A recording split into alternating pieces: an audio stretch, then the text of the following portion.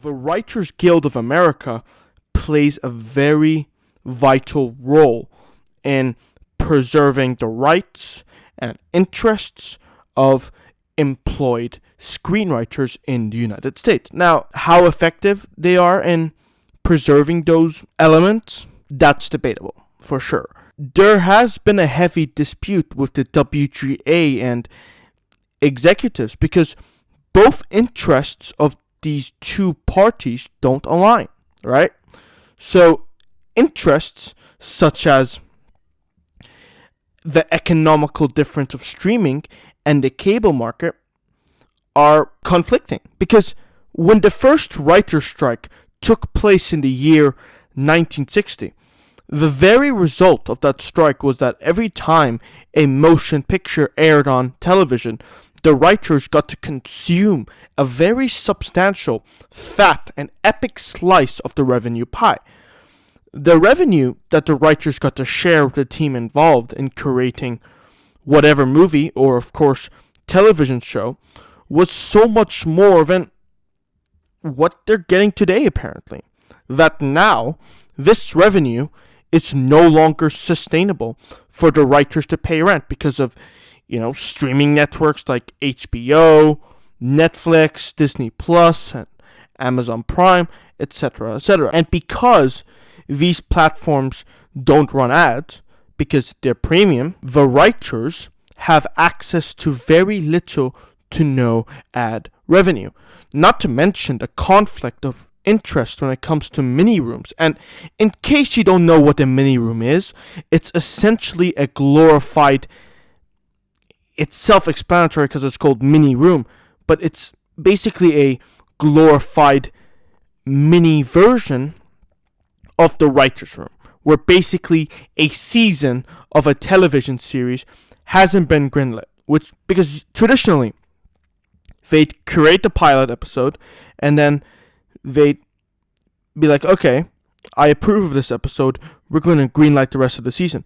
But in a mini room, the whole season has been planned out already, which basically means writers who operate in mini rooms get paid less because they are, quote unquote, not officially writing. So obviously that poses a significant problem, and it compels you to contemplate, no wonder why they voted for a strike. We also have the controversial issue of artificial intelligence.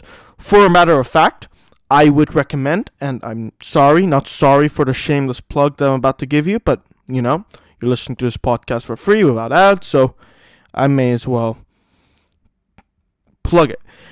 Head over to the Cinema Courtroom YouTube channel where I actually talk about ChatGPT, and its impact on the film industry in the icy cold snow, no less. So you know what? I think I've earned that shameless plug. Thank you very much. According to Deadline, this writer's strike is costing California's economy no less than $30 million a day. Let me say it again. The writer's strike is costing California's economy $30 million.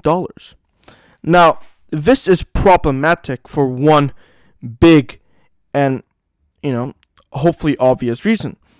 There are many local businesses in that state that must rely on the convenience of production crews and talent for their livelihood.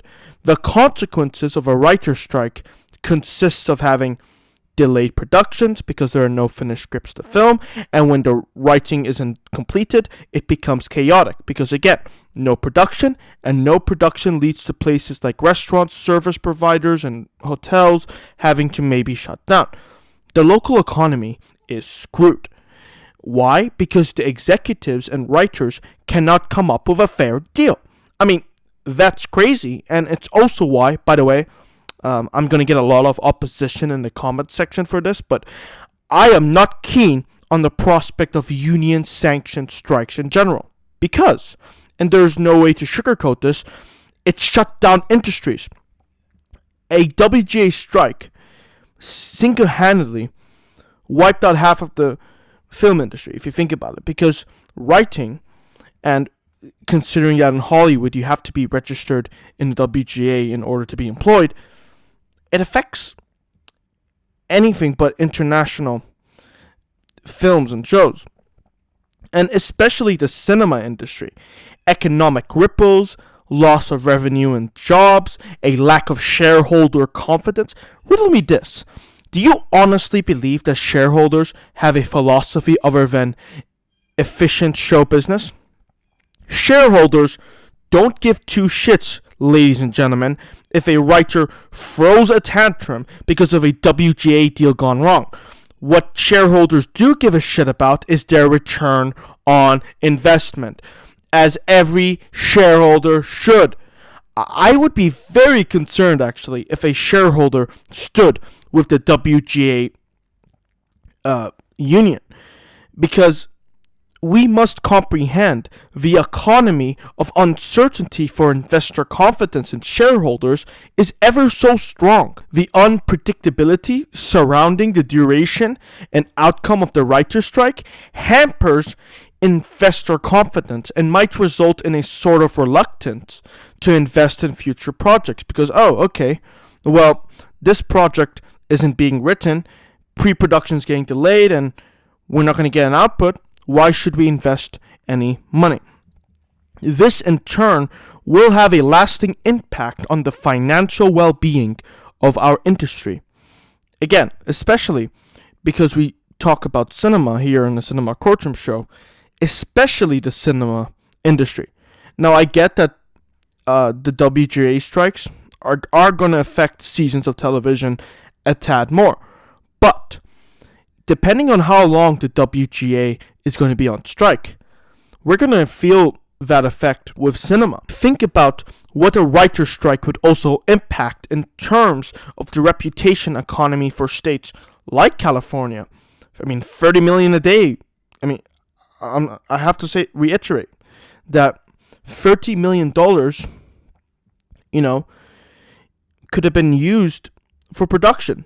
And now, production corporations and studios must seek alternative locations that have more stable labor conditions, which will impact the economy in which the writer's strike is taking place in the long run. Obviously, America, because Writers Guild of America. Now, again, international markets, they're good, depending on, the unions in certain countries. But we're talking about Hollywood, which produces, a majority of the English mainstream content that we consume. I would like to talk about one advantage for the WGA strike, though.